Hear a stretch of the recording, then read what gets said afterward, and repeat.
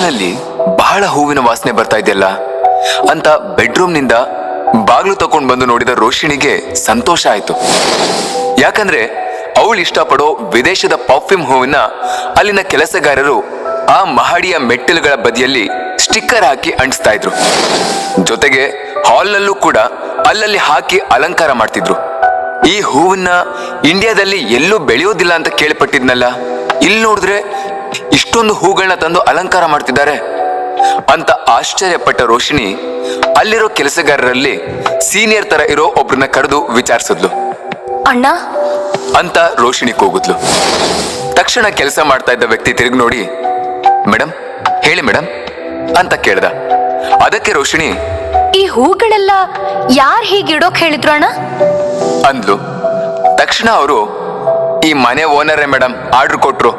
ವಿದೇಶದಿಂದ ಫ್ಲೈಟ್ ನಲ್ಲಿ 2 ಗಂಟೆಗಳು ಟ್ರಾವೆಲ್ ಮಾಡಿ ಬಂದಿರೋ ಹೂಗಳು ಮೇಡಮ್. ಇದು ನಿಮ್ಗೆ ಬಹಳ ಇಷ್ಟ ಅಂತೆ ಈ ಹೂವು, ಅದಕ್ಕೋಸ್ಕರನೇ ಅಲಂಕಾರ ಮಾಡ್ತಿದೀವಿ. ಇನ್ ಸ್ವಲ್ಪ ಹೊತ್ತಲ್ಲಿ ನಿಮ್ ಬೆಡ್ರೂಮ್ ಅಲ್ಲೂ ಕೂಡ ಅಲಂಕಾರ ಮಾಡಿ ಮುಗಿಸ್ತೀವಿ ಮೇಡಮ್ ಅಂದ್ರು. ರೋಷಿಣಿಗೆ ಮನಸ್ಸಿನಲ್ಲಿ ಆಶ್ಚರ್ಯದ ಸಮೇತ ಸಂತೋಷ ಆಯ್ತು. ತನ್ನಲ್ಲಿ ತಾನೇ ಮಾತಾಡ್ಕೊಂಡ್ಲು, ನನ್ಗೆ ಈ ಹೂವಿನ ವಾಸನೆ ಇಷ್ಟ ಅಂತ ಹೇಳಿದ್ದಕ್ಕೆ ಮನೆ ಪೂರ್ತಿ ಆ ಹೂವಲ್ಲೇ ಅಲಂಕಾರ ಮಾಡಿಸ್ತಿದಾರಲ್ಲ, ಸೂಪರ್. ಕ್ಯಾರೆಕ್ಟರ್ ಸ್ವಲ್ಪ ಡಿಫ್ರೆಂಟ್ ಅನ್ನಿಸ್ತಿದೆ ಅಂತ ಯೋಚಿಸಿದೋಳೆ ಮೊಬೈಲ್ ತೆಗೆದು ಅವನ ನಂಬರ್ಗೆ ಒಂದು ಮೆಸೇಜ್ ಕಳಿಸಿದ್ಲು. ತುಂಬಾ ಥ್ಯಾಂಕ್ಸ್ ಅಂತ ಕಳಿಸಿದ್ಲು. ತಕ್ಷಣವೇ ಅವಳಿಗೆ ಫೋನ್ ಬಂತು. ಫೋನ್ ರಿಸೀವ್ ಮಾಡಿ ಕಿವಿಗಿಟ್ಕೊಂಡು ಹಿತವಾದ ಧ್ವನಿಯಲ್ಲಿ ಥ್ಯಾಂಕ್ಸ್ ಅಂದ್ಲು. ಅದಕ್ಕೆ ಆತ, ಯಾವ ಕಾರಣಕ್ಕೆ ಥ್ಯಾಂಕ್ಸ್ ಅಂತ ತಿಳ್ಕೊಬಹುದಾ ಅಂತ ಕೇಳ್ದ. ರೋಷಿಣಿ ತಕ್ಷಣ, ಯಾರು ಕೂಡ ಹೀಗ್ ಮಾಡೋದಿಲ್ಲ ಅಂದ್ಲು. ಅವನು ಲೈಟ್ ಆಗಿ ನಗ್ತಾ ಹೌದಾ ಅಂದ. ಅದಕ್ಕೆ ರೋಷಿಣಿ, ಹೌದು, ನನ್ಗೆ ಈ ಹೂವಿನ ವಾಸನೆ ತುಂಬಾ ಇಷ್ಟ ಅಂದಿದ್ದಕ್ಕೆ ಮನೆ ಪೂರ್ತಿ ಹೂವಿನ ಬಳ್ಳಿಗಳೊಂದಿಗೆ ಪ್ರೆಸೆಂಟ್ ಮಾಡಿ ಸರ್ಪ್ರೈಸ್ ಮಾಡ್ಬಿಟ್ರಿ ಅಂದ್ಲು. ಆಗ ಆತ ರೊಮ್ಯಾಂಟಿಕ್ ಧ್ವನಿಯಲ್ಲಿ, ಈ ಹೂವಿನ ವಾಸನೆ ಇದ್ರೆ ನೀನು ಸಂತೋಷವಾಗಿರ್ತೀಯ ಅಂತ ನನಗೆ ಗೊತ್ತಾಯ್ತು. ನೀನು ಯಾವಾಗ್ಲೂ ಸಂತೋಷವಾಗಿರ್ಬೇಕು, ಅದೇ ನನಗೆ ಬೇಕಾಗಿರೋದು.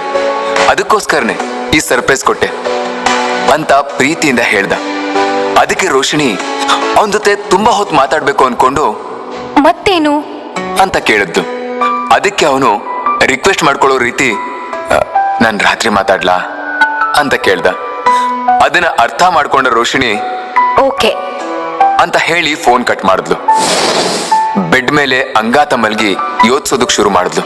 ಹೇಗಾದ್ರೂ ಇವನ್ ಮೈಂಡ್ ನಲ್ಲಿ ನನ್ ವಿಷಯನ ಏನಂತ ಕ್ಯಾಲ್ಕುಲೇಟ್ ಮಾಡಿ ಇಟ್ಕೊಂಡಿದ್ದಾನೆ ಅಂತ ಕಂಡು ಹಿಡಿಬೇಕು.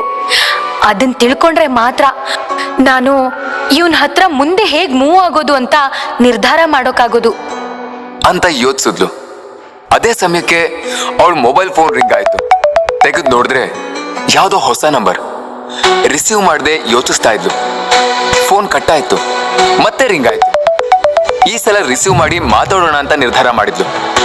ರಿಸೀವ್ ಮಾಡಿ ಕಿವಿಯಲ್ಲಿ ಇಟ್ಕೊಂಡು ಆ ಕಡೆಯಲ್ಲಿ ರೋಹನ್ ಕೋಪದಿಂದ ಕಿರ್ಚ್ತಿದ್ದಾನೆ. ಹೇ ರೋಷಿಣಿ, ಏನೇ ನಿನ್ಗೆ ಕೊಬ್ಬ ಅಂತ ಕಿರ್ಚಿದ. ರೋಷಿಣಿ ಮೌನವಾಗೇ ಇದ್ಲು. ಮತ್ತೆ ಅವನು, ನೀನು ನನ್ನ ಫೋನ್ ನಂಬರ್ನ ಬ್ಲಾಕ್ ಮಾಡ್ಬಿಟ್ರೆ ನೀನ್ ದೊಡ್ಡ ಮನುಷ್ಯ ಅದೇ ಅಂತನಾ? ನಿನ್ನ ಹತ್ರ ಮಾತಾಡೋಕೆ ಬೇರೆ ದಾರಿ ಇಲ್ಲ ಅಂತ ತಿಳ್ಕೊಂಡಿದ್ಯಾ ಅಂತ ಕಿರ್ಚ್ದ ಹೇಳ್ದ. ಅವನು ಹಾಗೆ ಕಿರ್ಚಿ ಮಾತನಾಡಿದ್ರು ಅವಳು ಮೌನವಾಗಿ ತನ್ನಲ್ಲಿ ತಾನೇ ಮಾತಾಡ್ಕೊಂಡ್ಳು. ಗೊತ್ತಿಲ್ದೆ ಈ ನಂಬರ್ ರಿಸೀವ್ ಮಾಡ್ಬಿಟ್ನಲ್ಲ ಅಂದ್ಕೊಂಡ್ಲು. ಅಷ್ಟರಲ್ಲಿ ರೋಹನ್ ಮತ್ತೆ ಕಿರ್ಚ್ತಾ, ಗಂಡು ಮಕ್ಕಳು ಅಂದ್ರೆ ನಿನ್ಗೆ ತಮಾಷೆ ಆಗೋಗಿದೆ ಅಲ್ವಾ? ನಮ್ ಲವ್ ವ್ಯಾಲ್ಯೂ ನಿನ್ಗೆ ಗೊತ್ತಾಗ್ತಿಲ್ಲ ಅಲ್ವಾ? ಫಸ್ಟ್ ನಾವಿಬ್ರು ಒಂದ್ ಸಿನಿಮಾಗ್ ಹೋದ್ವಲ್ಲ, ಅವತ್ತು ನಿನ್ನ ತಪ್ಕೊಂಡು ರೊಮ್ಯಾನ್ಸ್ ಮಾಡ್ಬೇಕಿತ್ತು ಅಂತ ಕೇಳ್ದ.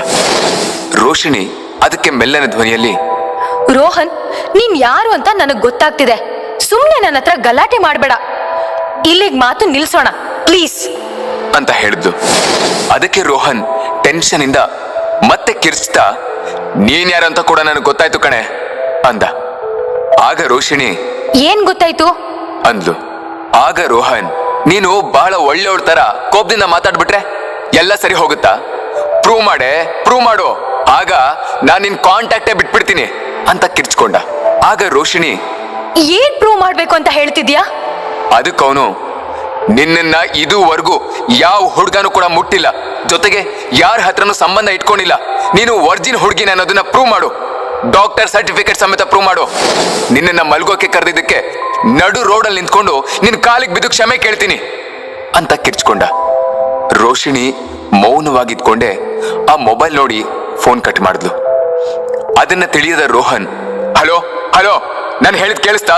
ಹಲೋ ಹಲೋ, ಛೇ ಕಟ್ ಮಾಡ್ಬಿಟ್ಲು ಅಂದು ಕೋಪ ಮಾಡ್ಕೊಂಡ.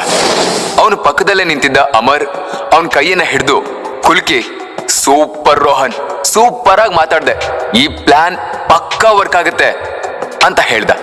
ಅದಕ್ಕೆ ರೋಹನ್, ಯಾಕೋ ಆ ರೀತಿ ಹೇಳ್ತಾ ಇದ್ಯಾ ಅಂದ. ಆಗ ಅಮರ್, ಅಲ್ಲ ಕಣೋ, ನಮಗ್ ಬೇಕಾಗಿರೋದು ಅವಳು ವರ್ಜಿನ್ ಅನ್ನೋ ಒಂದು ಸರ್ಟಿಫಿಕೇಟ್. ಅದನ್ನ ಆ ವ್ಯಕ್ತಿ ಕೊಟ್ಟು ರೇಟ್ ಮಾತಾಡ್ಬಿಟ್ವಿ ಅಂದ್ರೆ ಅದಾದ್ಮೇಲೆ ಅವಳನ್ನ ಕಂಡು ಹಿಡಿದು ಕಿಡ್ನಾಪ್ ಮಾಡಿ ಮತ್ ಬರೋ ಮೆಡಿಸಿನ್ ಕೊಟ್ಟು ಪ್ಯಾಕ್ ಮಾಡಿ ಮಾರ್ಬಿಡೋಣ. ಆ ವರ್ಜಿನ್ ಅನ್ನೋ ಸರ್ಟಿಫಿಕೇಟ್ ಇಸ್ಕೊಳ್ಳೋದಕ್ ಮಾತ್ರ ಅವಳು ಪ್ರೆಗ್ನೆಲ್ ಇರ್ಬೇಕಾಗಿರೋದು. ಅದಕ್ಕೆ ನೀನೀಗ ಮಾತಾಡಿದ ರೀತಿನೇ ಕರೆಕ್ಟ್, ಅದೇ ಓಕೆ. ಇವಾಗ ಅವಳು ಈಗೋನ ಕೆಣಕಿದೀವಿ, ನಾನು ವರ್ಜಿನ್ ಅಂತ ಸರ್ಟಿಫಿಕೇಟ್ ಕೊಡೋಕೆ ಅವಳೇ ರೆಡಿ ಆಗ್ತಾಳೆ, ಅದಕ್ಕೋಸ್ಕರನೇ ಕೈ ಕುಲ್ಕಿದ್ದು ಅಂತ ಹೇಳಿ ಎಣ್ಣೆ ಬಾಟ್ಲು ತಗೊಂಡು ಗಟ ಗಟ ಅಂತ ಕುಡ್ದ. ಅವ್ರಿರೋ ಸ್ಥಳ ರೋಹನ್ ಅಪಾರ್ಟ್ಮೆಂಟ್. ರೋಹನ್ ಅಲ್ಲೇ ಟೇಬಲ್ ಮೇಲೆ ತೆಗೆದುಕೊಂಡು ನಿಧಾನವಾಗಿ ಕುಡಿತಾ ಇದ್ದ. ಗಟ ಗಟ ಅಂದು ಕುಡಿದ ಅಮರ್ ತಕ್ಷಣ ಬಾಟಲ್ ಇಟ್ಟು, ಇನ್ನೊಂದು ಐಡಿಯಾ ಬಂತು ಕಣೋ, ಹೇಳ ಅಂತ ಕೇಳ್ದ. ರೋಹನ್ ಕುಡಿತಾ, ಏನು ಅಂತ ಕೇಳ್ದ. ಆಗ ಅಮರ್, ಈ ರೋಷಿಣಿ ಕುಟುಂಬದಲ್ಲಿ ಹೇಳೋರು ಕೇಳೋರು ಯಾರು ಇಲ್ಲ, ಇಬ್ರು ಹೆಣ್ಮಕ್ಳು, ಇಬ್ರು ಸಖತ್ತಾಗಿದ್ದಾರೆ, ಇಬ್ರು ನಮ್ ಬಿಸ್ನೆಸ್ ಪೀಪಲ್ಗೆ ಮಾರ್ದ್ವಿ ಅನ್ಕೋ, ಒಳ್ಳೆ ದುಡ್ಡು ನೋಡ್ಬೋದು ಅಲ್ವಾ, ಏನ್ ಹೇಳ್ತೀಯ ಅಂದ. ಅಷ್ಟ್ರಲ್ಲೇ ಯಾರೋ ಬಾಗ್ಲು ತಟ್ಟೋ ಸದ್ದಾಯ್ತು. ರೋಹನ್ ಎದ್ದು ಹೋಗಿ ಬಾಗ್ಲು ತೆಗ್ದ. ತಕ್ಷಣ ಶಾಕ್ ಆದ, ಯಾಕಂದ್ರೆ ಆಚೆ ಇದ್ದವರು ಇಬ್ರು ಇನ್ಸ್ಪೆಕ್ಟರ್ ಜೊತೆಗೆ 3 ಜನ ಕಾನ್ಸ್ಟೇಬಲ್ಸ್. ಆ ಕಾನ್ಸ್ಟೇಬಲ್ ಒಬ್ಬ ರೌಡಿ ಹುಡುಗನ ಕಾಲರ್ ಹಿಡ್ಕೊಂಡು ನಿಂತಿದ್ದಾರೆ. ಅಲ್ಲಿದ್ದ ಇನ್ಸ್ಪೆಕ್ಟರ್ ಯಾರಂದ್ರೆ ರೋಷಿಣಿ ಏರ್ಪೋರ್ಟ್ ನಿಂದ ಮೈಸೂರಿಗೆ ಹೋಗ್ತಿದ್ದಾಗ ಆಕೆಯನ್ನ ವಿಚಾರಣೆ ಮಾಡಿದ ವ್ಯಕ್ತಿ. ಇವ್ರನ್ನ ನೋಡಿದ ರೋಹನ್ ಭಯದಲ್ಲಿ, ಏನ್ ಸರ್ ಅಂದ. ಇದೆಲ್ಲ ನೋಡ್ತಾ ಇದ್ದ ಅಮರ್ಗೆ ಕುಡ್ದಿರೋ ನಿಶೆ ಎಲ್ಲ ಹಿಡಿದು ಹೋಯ್ತು. ಇನ್ಸ್ಪೆಕ್ಟರ್ ಆ ರೌಡಿನ ಹೀಗ್ ಕೇಳಿದ್ರು, ಎಲ್ಲಿಟ್ಟಿದ್ಯಾ ಬ್ಯಾಗ್ನ, ತೆಗೆ ಅಂದಾಗ ಆ ರೌಡಿ ರೋಹನ್ ಅಪಾರ್ಟ್ಮೆಂಟ್ ಒಳಗೆ ಸ್ವಂತ ಮನೆಗೆ ಹೋಗೋ ರೀತಿ ಹೋದ. ರೋಹನ್ ಅವನು ಹೋಗೋದನ್ನ ನೋಡ್ತಿದ್ದಾನೆ. ಅಮರ್ ರೋಹನ್ನ ನೋಡ್ದ. ಇಬ್ರಿಗೂ ಭಯದ ಜೊತೆ ಕನ್ಫ್ಯೂಷನ್ ಕೂಡ ಆಯ್ತು. ಆ ರೌಡಿ ಹಾಲ್ನಲ್ಲಿದ್ದ ಸೋಫಾದ ಹಿಂದೆ ಮರೆಮಾಚಿ ಇಟ್ಟಿದ್ದ ಒಂದು ಬ್ಯಾಗ್ ಅನ್ನ ಎತ್ಕೊಂಡು ಬಂದು ಇನ್ಸ್ಪೆಕ್ಟರ್ ಹತ್ರ ಕೊಟ್ಟ. ಇನ್ಸ್ಪೆಕ್ಟರ್ ಆ ಬ್ಯಾಗ್ ನಲ್ಲಿದ್ದ ವಸ್ತುಗಳನ್ನ ಆ ಸೋಫಾದ ಪಕ್ಕದಲ್ಲಿದ್ದ ಟೇಬಲ್ ಮೇಲೆ ಸುರಿದ್ರು. ಅದರಲ್ಲಿ ಬ್ರೌನ್ ಶುಗರ್ ಪ್ಯಾಕೆಟ್ಗಳಿದ್ವು. ಅದನ್ನ ನೋಡಿದ ರೋಹನ್ಗೂ ಅಮರ್ಗೂ ಭಯ ಆಗಿ ಒಂದು ಕ್ಷಣ ತಲೆ ಸುತ್ತು ಬಂತು. ಆ ಪ್ಯಾಕೆಟ್ ಜೊತೆಗೆ ಕಪ್ಪು ಬಣ್ಣದ ಯಾವುದೋ ಇನ್ನೊಂದು ಪ್ಯಾಕೆಟ್ ಇತ್ತು.